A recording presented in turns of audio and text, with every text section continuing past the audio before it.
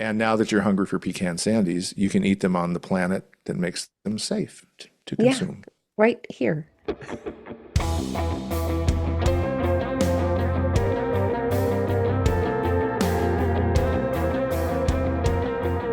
Welcome to Disrupted Science, the occasional conversation between the authors of the upcoming book, How the Internet Disrupted Science, now available for pre-order. Please do. I'm Joy Moore, here with my co-author, Kent Anderson, and today, no joke, is Wednesday, April 1st, 2026. Hey, Kent. Hey, Joy. How's it How's it go? going? How's Ha it go? ha. Ah, We still had to work on that. But yeah, no April Fool's jokes today, people. This is going to be, we're playing it straight. pretty much. Pretty Yeah. much. We did the joke on the geyser. That was a combo effort in the Yeah. sense that It I did ain't the funny query to open evidence and told you about it, and you're like, that could be the Grinch. And then right. Yeah. poetry resulted. You did a really good job. Oh, Dr. thanks. Seuss would be proud. Um, He'd be and appalled. then I was thinking, well, or appalled, but I think he would actually be proud. Yeah, the meter's not, it bounces. It bounces. Yeah, yeah. Yeah. But I was also thinking about Kermit the Frog and Shrek. There's a whole cast. Oscar the Grouch. Oscar the Grouch. That's what we should have done. Oh no, no, no, no, no, no, no, no. That's a step too That's off far. limits. Yeah. Yeah, Yeah. Oscar the Grouch does not have anything from the head down. Right. Thank you very Yeah. much. Yeah. Yeah. Well, you went to Kermit, so I mean, we're getting close there. Anyhow, so but you have so we have you we're talking green. You have some conversations about blue, right? Yeah, I talked about the bluebird situation in my light fixture, and Hmm. I It's checked an on it. ongoing saga, right? Well, yeah, there's a lot of poop, a lot of poop. They do that. But they are taking care of the babies, and Are the there are babies hatched? no, but there are Eggs? six eggs in this Ooh, tiny nest. wow. So, Bluebirds got busy. yeah, I can't. I'll think about something for next year. But then the other person or feature who's been messing with my life is, have you heard of Paul Lynn? Do you know him? Paul Lind? Paul Lynn? Not Paul Lind. Okay, I was Uh, thinking of going way back. No, I don't know Paul Lynn. no, there's a guy named Paul Lynn, and he's got a Okay. YouTube channel, and Of course he does. he explains how every year he comes around and he's just doing his job. He's just making it rain. Green, sneezy everywhere. Oh, So, oh, oh, man. That took me so, forever. so yeah, Oh, that it's guy's just, messing with your life.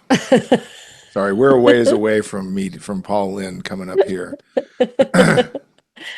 So, so yeah, I hadn't even washed the salt off my car from mm, the snow, from the winter. and now it's green. Now it's And covered with, like why do I even bother? So yeah. anyway, We so we had I have bluebirds, um, yellow snow,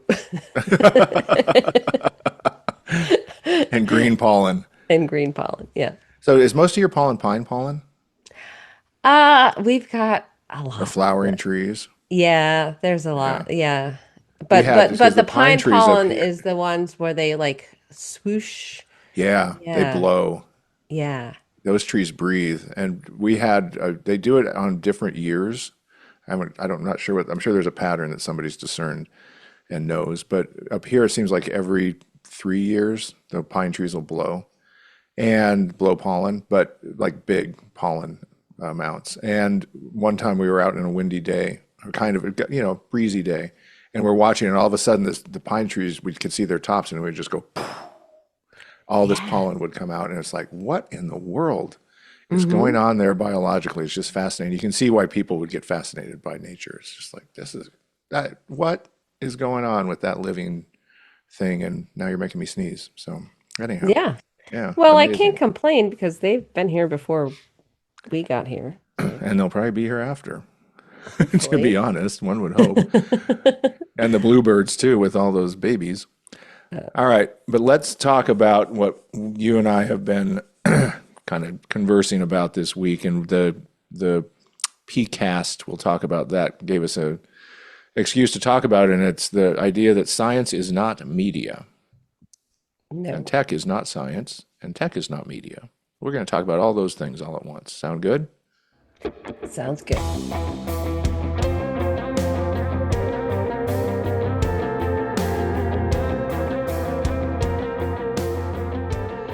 All right, so science is not media. So, we're both English majors, and English majors parse words. And I came across a book in a bookstore by an author that I'd have to follow because it seems like this guy's onto a good thing where he has one where it's like for mothers, it's like at least you're not the worst mother in the world, and it has a picture of a giraffe rejecting her giraffe child, and then you're not the worst father in the world, and it has Hmm. pictures of Darth Vader and Luke Skywalker standing forlornly looking at each other and a hand on the floor that Darth Vader has cut Yeah. off of Luke.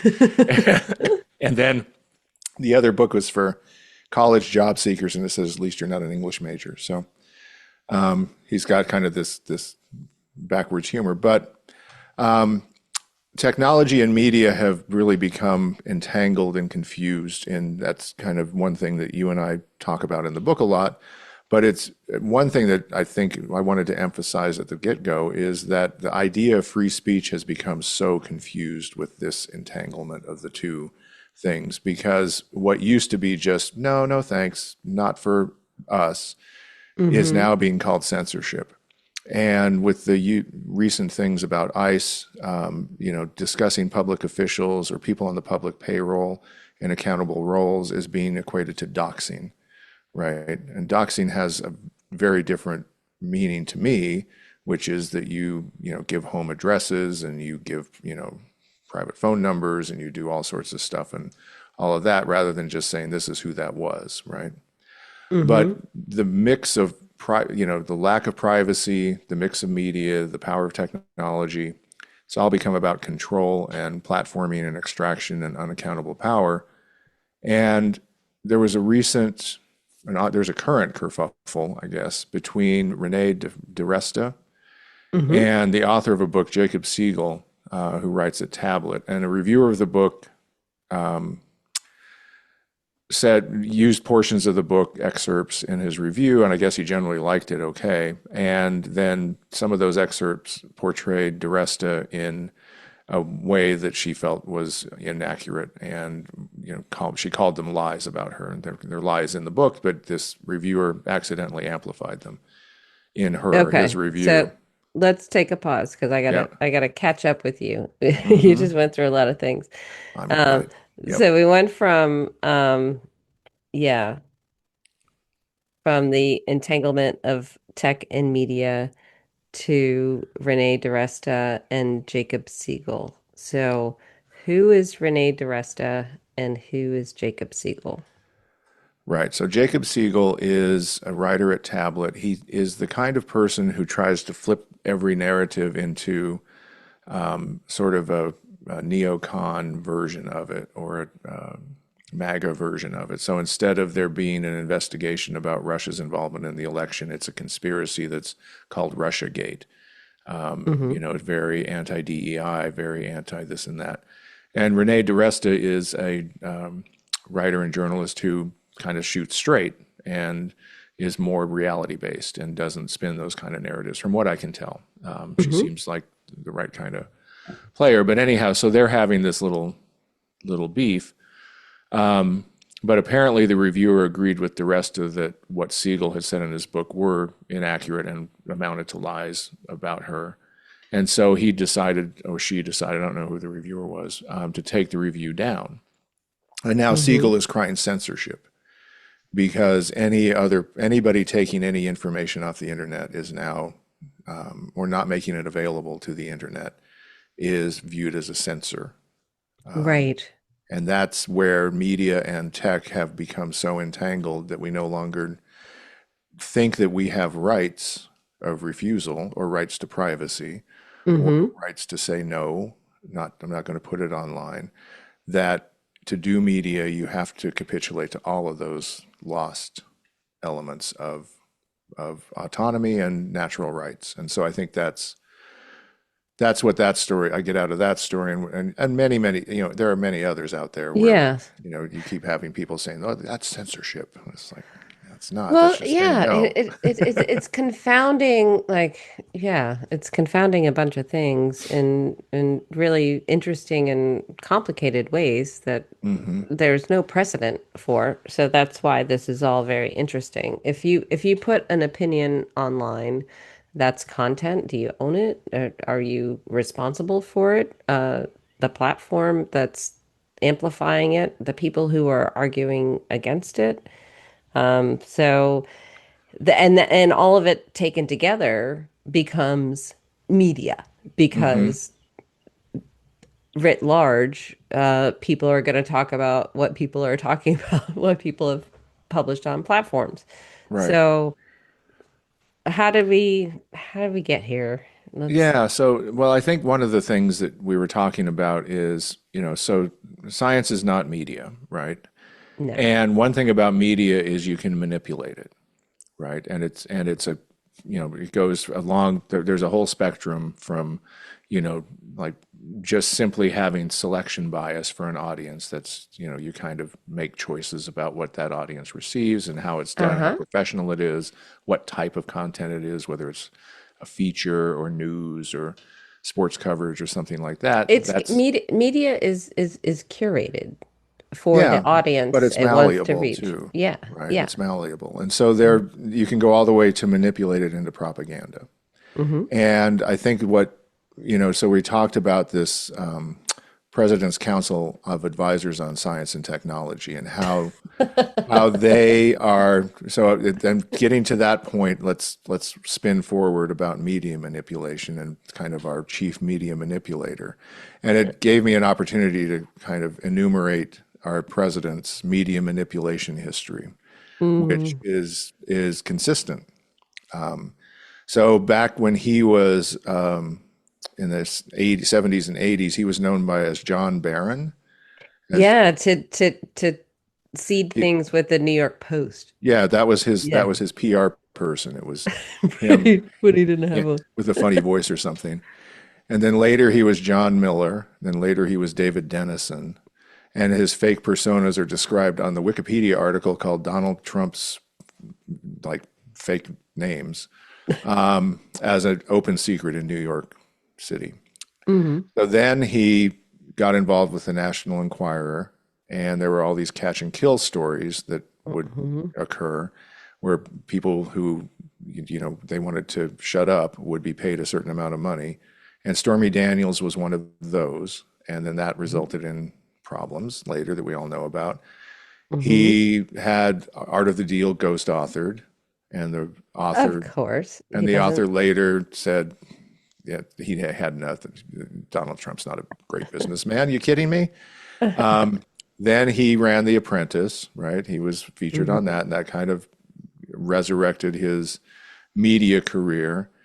He's known as the first Twitter president, as the first TikTok president, and then he launches his own social media platform called Truth Social, which has no business model, but is No, quoted but by the yeah. Secretary of Defense as, and the president in his truth said, Well, yeah, I don't know.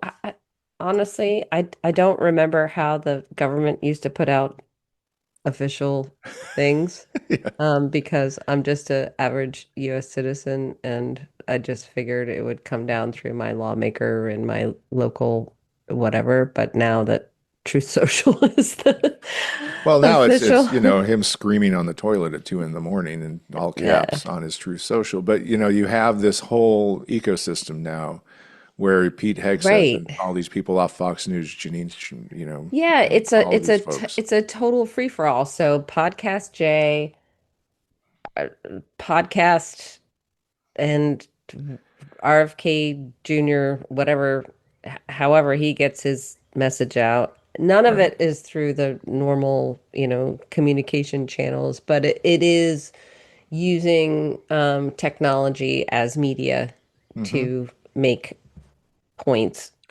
Right. And then the head of the FCC, Brendan Carr, is the perfect little hamster to keep the wheels turning because, and he was just at CPAC bragging about how, they got this person off the air, Joy Reid. They got, Chuck Todd Yeah. off the air. They're getting Stephen Oh, Colbert off the air. Don Don Lemon. Lemon got arrested. Oh, Yeah, give me a they're break. so thrilled to basically brag about media manipulation as the government. So that brings us to, so you're in this environment, you have a media manipulator of great success as president, manipulating the media still. You have a cabinet with many media manipulators in it. And then you have the president's, and you have this technology and media hybrid that nobody can escape and nobody can treat like a normal communications environment. And then you have the President's Council on Advisors in Science and Technology. Yeah. And What a stellar lineup. And you know what? I'm shocked. I'm shocked at that. It was so surprising who they decided to put on this council. we need to make one of those decks of cards. And just like, who do you have in your hand? Oh man, you win that hand. So, Yeah. because Way it's to all the not same have, people. yeah, zero imagination. Let's go. So who's on the council? Well, so a little background. So these have been around since 2001, Hmm. and every time there was a Democrat, they were larger and more what you'd expect. I'm sure there was some cronyism and some billionaires and power Yeah. players in there, but it was a lot of physicians and academics and business leaders and technology leaders. Yeah, But Trump's now had, yeah, go ahead. I attended a meeting of one of these or talk from people reporting out from these in the mid 2000s. It's like, Okay, okay, we're gonna look at this and this and this and this, and we're gonna put it all together. And so this is not the same as the OSTP. This is right, which also reports to the executive office, but this right. is just you know, it's like the The Davos kitchen in cabinet. DC, Yeah, right? the kitchen cabinet for the president, right? Yeah. And so here's the stellar lineup, Okay. right? Marc Andreessen, Sergey Brin, Safra Katz, Larry Ellison. Both of those Mm-hmm. are from Oracle. Mm-hmm. Michael Dell, Jacob DeWitt, it's a nuclear power investor company. Mm-hmm. Fred Yeah. Ersham from Coinbase. David Freiberg, an investor who sold his business to Monsanto. Uh-huh. Jensen Huang of NVIDIA. Oh, of course. John Martinez, a quantum physicist who's into quantum computing. Okay. Bob Moongard, who's into fusion energy. Lisa Su of AMD. She's the only one who was also on Biden's PCAST. Hmm. And then, of course, the most scientific and the kindest soul Technological. ever, and the most technological, Mark Zuckerberg, to round out the creep factor. But reporting is that the Chiefs have a combined wealth in excess of $900 billion, and it shouldn't be lost on anybody that a lot of these people are investors. So Of course. Yeah. you have that going on. It's also going on in the context of court losses for Meta and Google recently.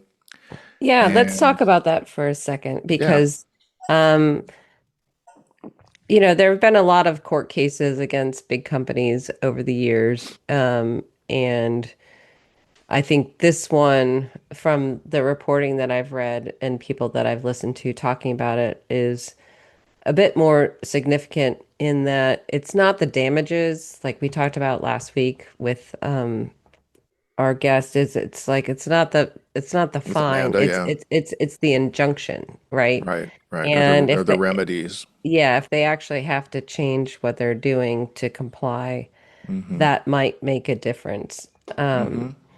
Yeah, and it's been, yeah, I think it's been glossed over, but it's something to look at, and it's also a model to look at for other platforms who might be yeah, publishing other things. yeah. So there are a lot of controversial people on here right now, and the controversies are only growing because you also have the Epstein files Mm-hmm. going on, and that's always, you know, that they can't, they even going to war in Iran, they Right. can't shut it up. But so let's go. So Zuckerberg's been busy. Mm-hmm. People are digging into him. It looks like he might have collaborated with Elon Musk to manipulate Facebook so that Doge Bros were filtered out of posts to conceal their identities because if you had said who they were, that would be doxing them. Oh, really? Yeah, that was their whole theory because, of course, they're media masters because they're tech masters, right? So they get to decide what the boundaries are on all Yeah, these but then things. and then when things go like awry, they're like, we don't know. We weren't Right. paying attention to that. Section They're paying 230. attention to everything. Okay. All right. Exactly. All right. Next. Yeah. So, and he's doing all these other things, and he's got his new mega yacht, which he showed off, which is embarrassingly large and compensatory. It's like, hey, little man, why do you need that? You know? Well, just keep going. Okay. So then Go flat Andreessen, Earth on your mega yacht I know this is the to thing. the Why do they edge. need to be involved in any of this? Megalomaniacs, as you said. Andreessen, a techno-authoritarian, chief polemicist of the tech right.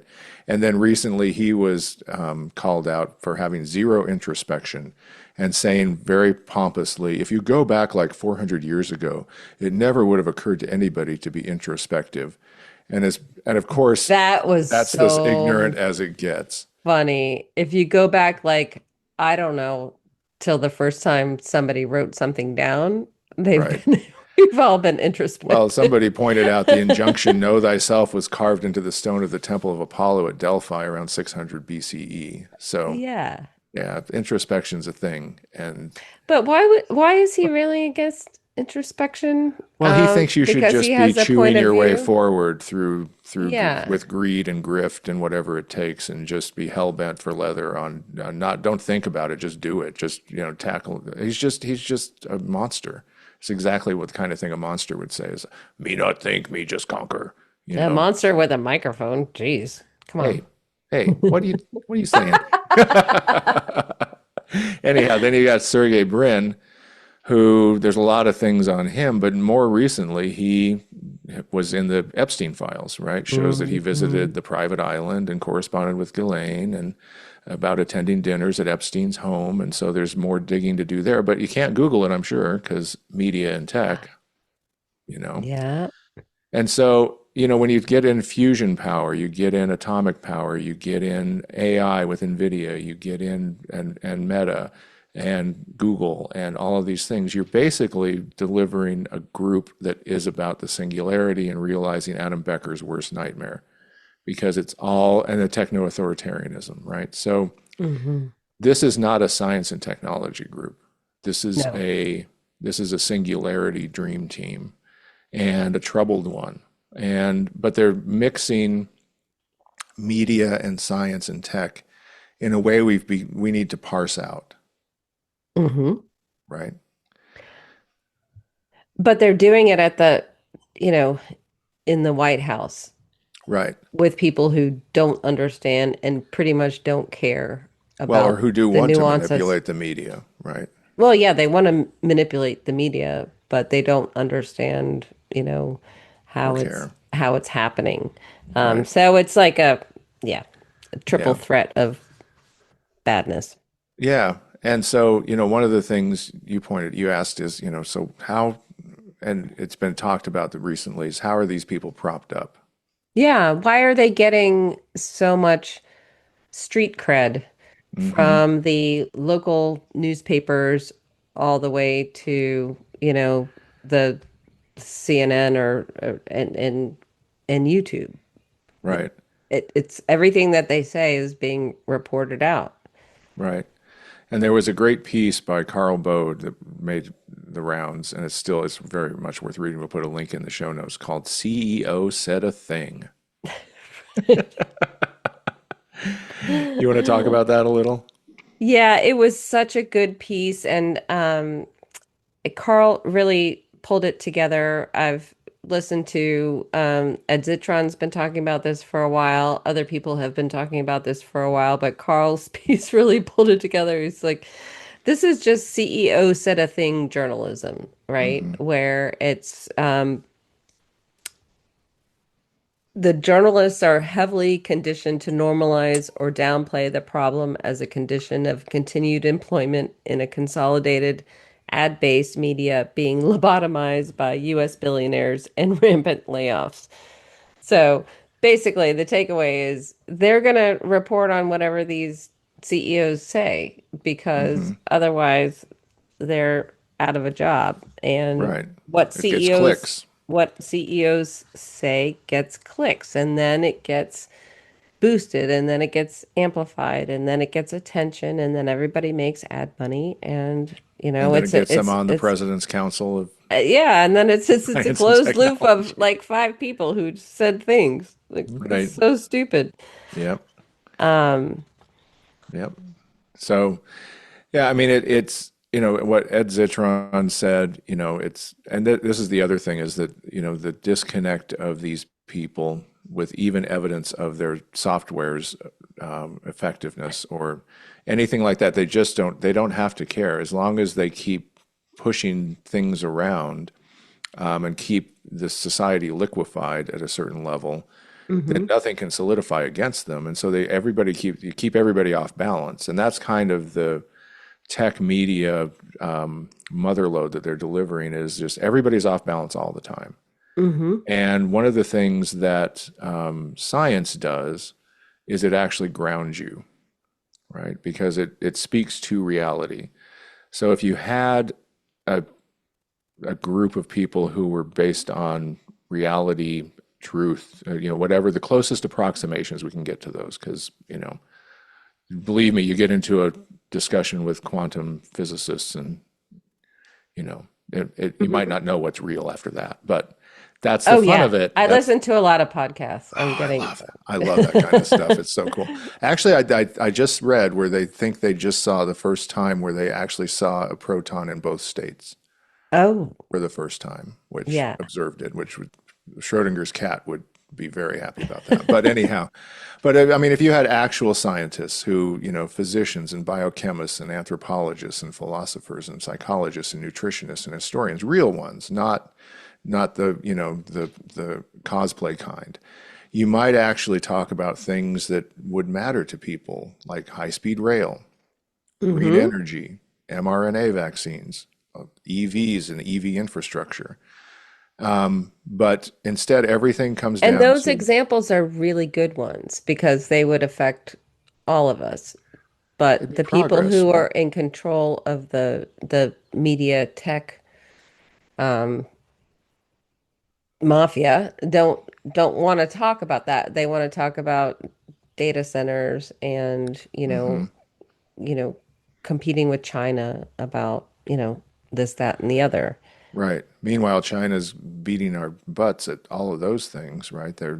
I forget, I just read something where their green energy output is now, making Yeah. them, they're gonna be energy independent, pretty quickly in a Hey, lot guess of what? ways. Because Yeah. the whoever the head of China is, I don't know, didn't outlaw windmills. Brilliant. But yeah, so we have this kind of strange and capture where tech means computers, computers mean media. Hmm. Now media is beginning to mean AI, Yeah. and AI is all about power. And Yeah. so now, and that's where the PCAST thing comes in because it's a really obvious display of those things all at once. And so you've got the tech, this is the science isn't there at all. It's really tech, computers, media, AI, and power. That's what it is. And so the science is, Right. So they should just take that little s out of the PCAST. yeah, Uh, yeah. PCAT. Yeah. But I think there's also, we were talking about how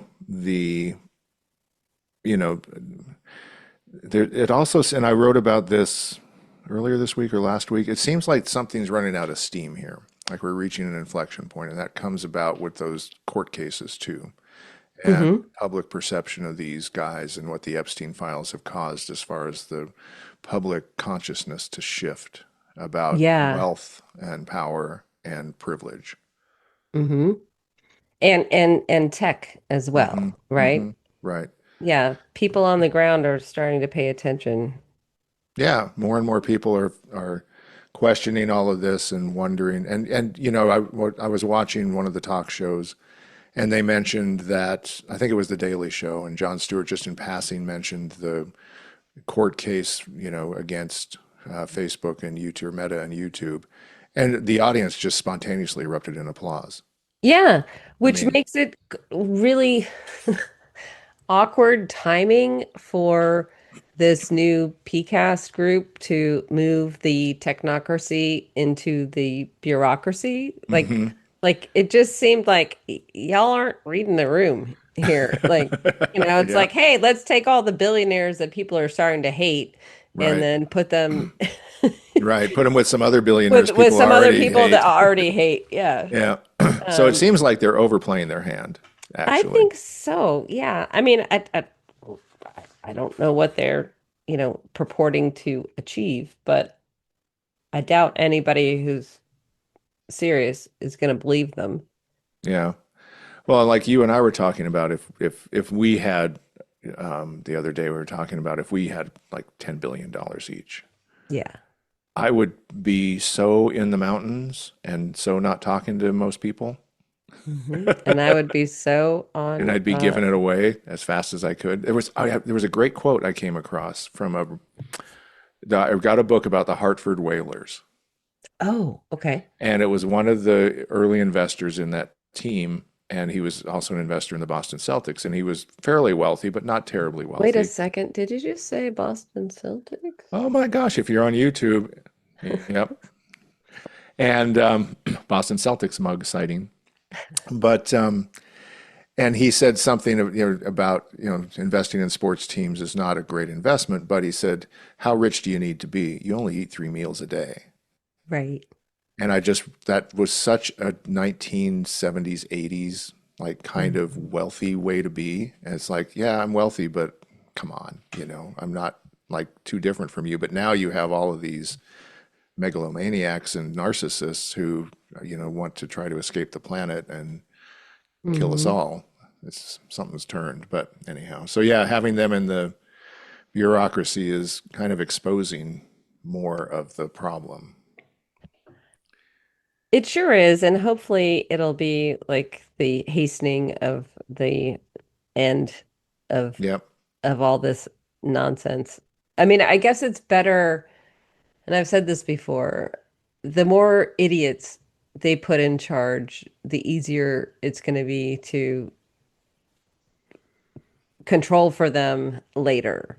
hmm So, for example, we were talking about like if they had a better surgeon general than the Nominee than candidate, Casey yeah, means. then that would make it complicated because there might be some like a potentially okay person in there. So just Right. keep all the bad people in there so it's easier to get all the bad people It's out not that big a team. and then just say, okay, all these people were bad, and so Right. next we're gonna do all good people. Yeah. Yeah. Yeah. Well, it also shows they don't have a very deep bench, right? No, they don't care. They got to go to the brother and sister. They got to go to the sister of the brother, and she's nuttier than he is. But anyhow, but I think, back to the overall theme of media is not science and Hmm. vice versa. The whole premise that if as all these AI systems, if you ingest a lot of scientific papers, you're going to create a scientific insight. Yeah. That's far-fetched, if not completely nuts. Because as you and I know from watching papers being published many, many times, papers are not representative of anything but a pretty carefully described claim or a pretty carefully analyzed topic. Right. And there are quirks in any one of those and things that I was thinking about small elisions or small shifts in language that can be really meaningful to somebody in a field, but there's no way that anybody outside that field would know that they're tipping their hat at something really important for the people in that field. Hmm. Oh, he used the word, um, predated, and it's like Right. that for us means a lot. And if Yeah. you're a tourist going in, you're going to be like, we won't catch it. It goes whoop, over your head. Yeah, we've talked about this before. There's an insider shorthand for Yeah. every discipline, and um, scientific papers are full of these. hmm But it's also not documenting a claim or describing or reviewing a topic is not science. The science happened The, right. and then Well, happens after. yeah, the paper, yes. And I think that's one of the things we haven't really nailed it down. How to dis a paper, a scientific paper is not science. Hmm. It's a report on what happened before, and it's a reference for what might happen next. Right. And so that unit of a paper that has become commodified through open access, pay-to-pay publishing Hmm. at massive scale has turned into the artifact, whereas the papers are not the artifacts. And Right. that gets me onto the attention economy that has been Hmm. built around these papers as artifacts has also gotten out of control. Well, and the attention economy is a media economy, right? Right, Yeah. right. And so the the latest release from Altmetric, which is owned by Holtzbrink and very close to Springer Nature, um, is rather than pulling back on the attention economy, it's pushing it forward and Hmm. to pursue their business goals, which I totally understand. Right.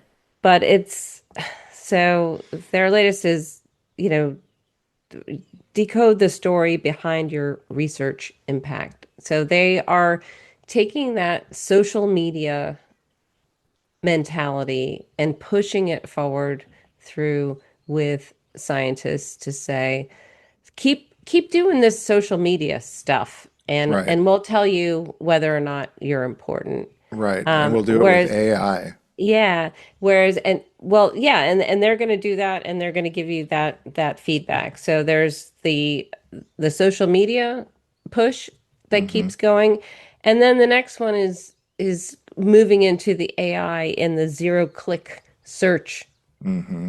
realm, right? Hmm. Where, okay, wait a second, nobody clicked on your paper. Okay, next thing is let's see who didn't click on your paper. And we'll tell you about that. And we'll Yeah. tell you about how to market to people in this zero click world that has been synthesized by AI Well, it's companies. interesting because so zero click search has two implications, right? At least for publishers, right? If they're selling advertising, Uh-huh. it can hurt their inventory, right? If they're not getting clicks from search because the Google AI is answering questions and nobody clicks to their content, right? Right. And then it can hurt their attention metrics, or Correct. someone could argue that it's hurting their attention metrics Yeah, if you care about attention metrics, or then their that's going to usage be a data. problem. Yeah, it Or depends actually, on a what third your way, business usage model is. data to Yeah. institutional sales. You know, Yeah. but that's where we get into the issue of is that even a good premise that clicks matter? I just love the term zero click search. It's like a triple negative. Like, is it a search? Are there clicks? Right. Zero happened? What are we talking about? Everything's page two now on Google. But it's coming from and it's starting to be, you know, really cared about within the STM space. Hmm. And there's a new study from Kudos who's working on that.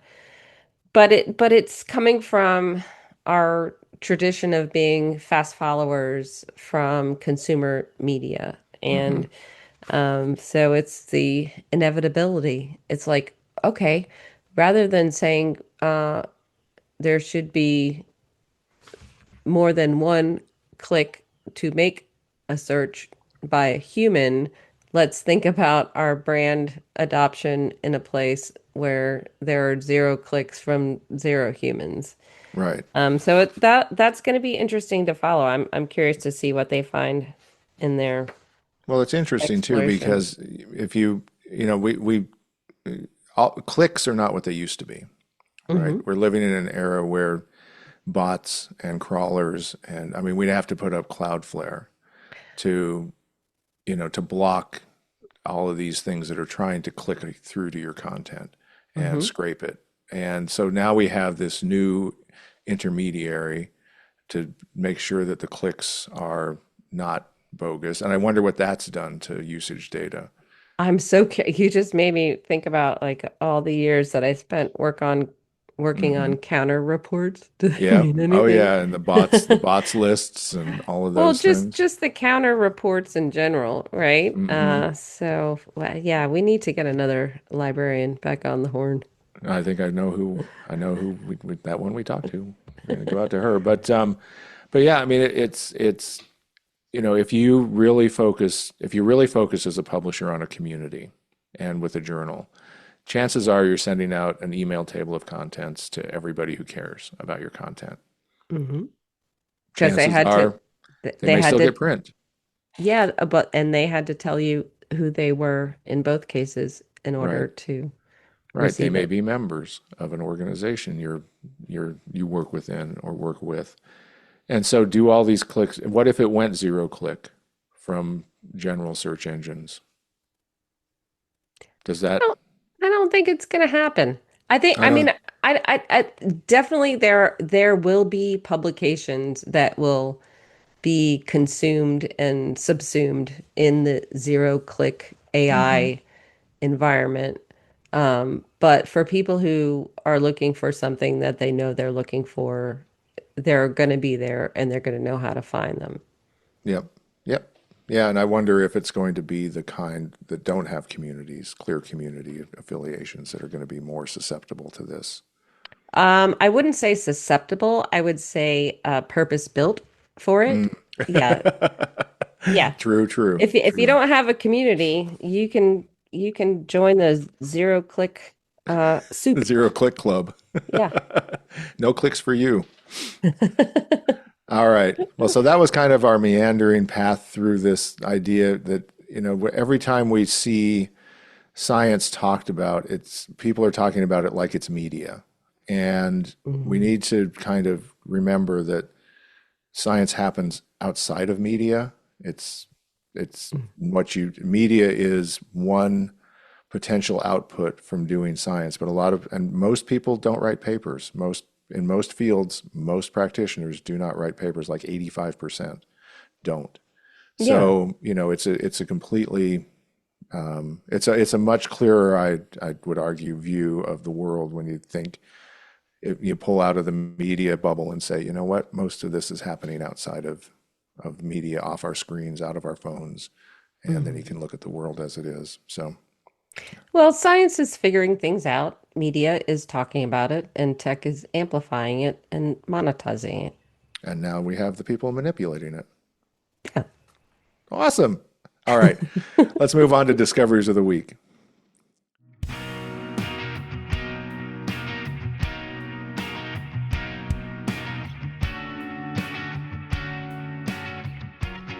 All right, discoveries of the week. So I think we're going to have two that are kind of compatible. But Oh, I but you didn't. go first because I changed mine at the last minute. Yeah, I don't know what yours is, and you don't know what I'm going to say about mine. Maybe you That's do. true. Okay, well, Um, you go first. all right, so my discovery of the week has to do with the moon mission that was launched this morning, and as of this recording, so far so good. Hey, knock on We were wood. talking about like if you were of a certain age and you were hauled into a cafeteria to watch the Challenger mission, Mm, you might have a, a PTSD, anxiety, PTSD. anxiety. But my personal dum-dum discovery about the moon mission this morning is I realized I was like, I thought we went to the moon and we just kept going back all the time. I didn't know Oh, that you didn't know that I it didn't had know been that we haven't suspended? gone back. I thought it was just like so boring is that they could Oh, they just never fly reported around on the it. moon or Yeah, send people to the moon. And right. yeah, they just didn't talk about it because they were busy So you doing thought every other time you heard things. "Fly Me to the Moon," it was like, oh, they must have had another moon mission. Yeah, I didn't realize that it was that they haven't been back. So the moon mission today is Okay. very exciting, and they've got a great group of people who are um, going to the dark side of the moon at a time where they might be able to see what it looks like. So we'll see what happens over Yeah, there. so that it's interesting because I am in the middle of, well, not the middle, the first third of a book by Rebecca Boyle called Our Moon: How Earth's Celestial Companion Transformed the Planet, Guided Evolution, and Made Us Who We Are. And she Uh-huh. talks about the dark side of the moon. And I learned, so far, I've learned a lot about the moon that I didn't know because even with those missions having been, not having occurred since the 70s, they're still going back and using new detectors and processes to analyze the rocks and everything, and the Hmm. atmospherics in the rocks and all of this stuff. And they're discovering brand new things, even from those. So there should be a lot of science coming out of this, which will Yeah. be really interesting. Yeah. And the No, it's dark side of the fascinating. moon is really interesting for a lot of other reasons. So, but you have to read the book. Okay. I will check that out. Yeah. No, I'm excited to find out what they're going to learn. Yeah. And using the moon as a staging ground for Mars. I Well, care a so little one, bit less about that because I don't think I'm going to be around by the time that happens. But it's not going to you got happen. to start, Mars you is got a, to start capturing that certain type of helium, well, I'll tell you you know. why it's not going to happen for in a second with my discoveries of the week, and it has to do Okay. with cookies. But the one thing that I've learned from Rebecca's book is that the facing side of the moon, the bright side of the moon, gets oxygen from the Earth when it's at certain points because the Earth it's streaming off with the solar winds a certain amount of oxygen off of the atmosphere of the Earth, and so that Uh-huh. changes the chemistry of the rocks and affects all sorts of things. And so when they go to the dark side, they're expecting to see more of what the actual rock composition was when the moon was formed. And there's also Oh. deeper sediment there because it hasn't been blown off by that passing Yeah. solar wind. So So we have affected the bright side of the moon, we have a and great the dark deal. side of the moon is none of our business. Well, that's where Pink Floyd is, but that's what they're going to find there. All right, so my discovery of the week it might actually be why we won't go to Mars, which would be a very subtle reason. It has to do with pecan sandies. Hmm. So I went to the bookstore yesterday. I got Rebecca. I loved Rebecca Boyle's book so much in the first third of it that I decided to buy it. I'd gotten it from the library, and then I'm looking at the science shelf and I see this book that I didn't know existed by a favorite author of mine, Sam Keen, who wrote The Disappearing Spoon, which is a great science book. And he has a great way of doing titles too. So this one is called The Ice Pick Surgeon, Hmm. and it's about basically scientists who go to extremes. And then at the very end of the book, he starts talking about how science may give us new ways to do murder. Oh. Did I just sell you on this one? Oh, yeah. I'm Yeah. in. Okay. So, one way that you could kill people in space is to take up a bunch of pecan sandies Oh, okay. Wait, because wait. you What are know how they? crumbly those are? Yeah. Super crumbly, right? They dust up really fast. Yeah. And so that dust would get into the ventilators and everybody would suffocate. So they can't take pecan sandies into space. They can't even they can't make cookies in space. You can't bake in space. You can't have anything that crumbles It and takes 20 hours to bake cookies in space. They finally found a way to do wow. it, but it takes 20 hours to make chocolate chip cookies. And then they wouldn't All let them right. eat them because they were So, afraid they'd get sick, so they made them bring back to Earth. So imagine smelling warm cookies for the first time in space. You're like, you can't eat them. well, that just totally negates the whole idea that we should put a colony on the moon for people to live there if you can't even have a cookie. You Like, can't have Girl Scout cookies. I mean, I think, everybody's talking about, your what's, blood boiling and, you can't dig down where yeah, water and all this stuff. It's like, yeah. If you you got could no die cookies. from a cookie, no, thank you. I'll stay here. I know I'll this stay place here. has better cookies. So that's my discovery of the week. It's multifaceted, but Sam Keen is an amazing science writer. Rebecca Boyle's a great science writer. Two Oh, awesome. recommendations on the book front: The Ice Pick Surgeon and Our Moon. But and now that you're hungry for pecan sandies, you can eat them on the planet that makes them safe to Yeah, consume. right here underneath some bluebirds. Yes, some bluebirds with babies. All right. All right. All right, everybody. Thanks for tuning in. Thanks to our friends at Provoke the Truth for the music. If you have topics you want us to cover, please email us at disruptedscience@gmail.com. We'd love to hear from you. You can also keep up with developments at the Geyser, where you can subscribe to support our efforts. And thanks for listening.